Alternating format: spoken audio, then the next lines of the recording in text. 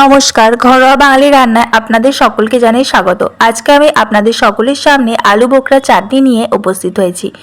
আলু বোখরা অনেকেই চেনেন, আবার অনেকেই জানেন না এটা কিভাবে খেতে হয়। তো তাদের জন্য এটা একটা বেস্ট রেসিপি। আলু বোখরা চাটনি বানাবার জন্য আমি প্রথমেই এখানে একটা ভাজা মশলা তৈরি করে নিচ্ছি। তার জন্য আমি এখানে নিয়েছি একটা শুকনো লঙ্কা আর খানিকটা পরিমাণ পাঁচফোড়ন। এটাকে 1 থেকে 1.5 মিনিট মতো ভেজে নিয়ে আমি এটাকে মিক্সিতে দিয়ে আধকুটো করে গুঁড়ো করে নিলাম।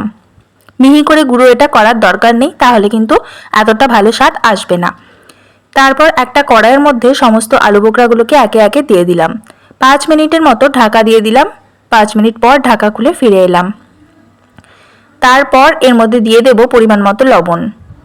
লবণ দেওয়ার পর আমি স্প্যাচুলার সাহায্যে খুব ভালোভাবে এটাকে নাড়িয়ে চাড়িয়ে নেব। নাড়িয়ে দেখুন এটা কিন্তু আমার 70% সেদ্ধ হয়ে গেছে। তারপর এটা বাকিটাও সেদ্ধ করার জন্য আমি কিন্তু এখানে আরও 2 থেকে 3 মিনিটের মতো ঢাকা দিয়ে দিলাম। দেখুন আলু বোখরাগুলো থেকে রস ছাড়তে শুরু করে দিয়েছে এবং খুন্তির সাহায্যে এটা খুব ভালোভাবে থেতলানো যাচ্ছে। একে একে খুন্তির সাহায্যে সবকটা আলু বোখরা আমি এইভাবেই থেতলে দিলাম। তারপর দেখুন এটা দেখতে টমেটোর চাটনির মতো খানিকটা থিক পেস্ট তৈরি হয়ে গেছে। এটাকে 1.5 মিনিট মতো ঢাকা দিয়ে দিলাম। ঢাকা দেওয়ার পর যখন পুরোপুরি এটা মিহি হয়ে গেল তখন আমি ঢাকাটা সরিয়ে ফিরে এলাম।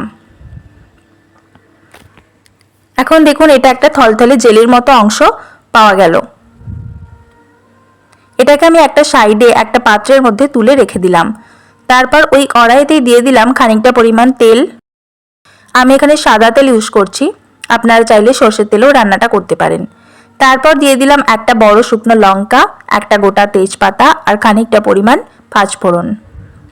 সব কিছু দিয়ে বেশ কয়েক সেকেন্ড নাড়িয়ে একটু ভাজা ভাজা করে নিলাম। তারপর দিয়ে দিলাম আগে থেকে তুলে রাখা আলু বোখরাটা। এই আলু বোখরার যে পেস্টটা আমরা বানিয়েছিলাম এটা খুব ভালোভাবে ভাজা ভাজা করে নিতে হবে। একটু ভাজা হয়ে এলে এর মধ্যে দিয়ে দেব পরিমাণ মতো লবণ আর 1 বাটি পরিমাণ চিনি। আলু বোখরাটা যেহেতু খুব বেশি পরিমাণ টক ছিল তাই চিনির পরিমাণটা কিন্তু আমি এখানে বেশি দিয়েছি। আপনারা চাইলে কম বা বেশি করে নিতে পারেন আলু বোখরার স্বাদটা টেস্ট করে। তারপর স্প্যাচুলার সাহায্যে খুব ভালোভাবে এটাকে ভেজে নেব। গ্রেভিটা যখন একটু ফুটে গাঢ় হয়ে আসবে, ঠিক এরকম একটা থিক পেস্ট তৈরি হয়ে যাবে, তখন কিন্তু আমরা এটা গ্যাসের ফ্লেমটা অফ করে দেব। আর তারপর দিয়ে দেব আগে থেকে গুঁড়িয়ে রাখা ভাজা মশলাটা। ভাজা মশলাটা উপর থেকে ছড়িয়ে নেওয়ার পর আবার খুব ভালোভাবে একসাথে সব কিছু মিশিয়ে নেব। দেখুন সব কিছু আমার খুব ভালোভাবে মেশানো হয়ে গেছে।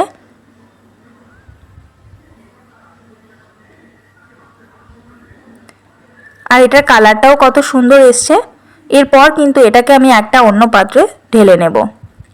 এখন আমাদের আলু বোখরার চাটনিটা পুরোপুরি তৈরি হয়ে গেছে।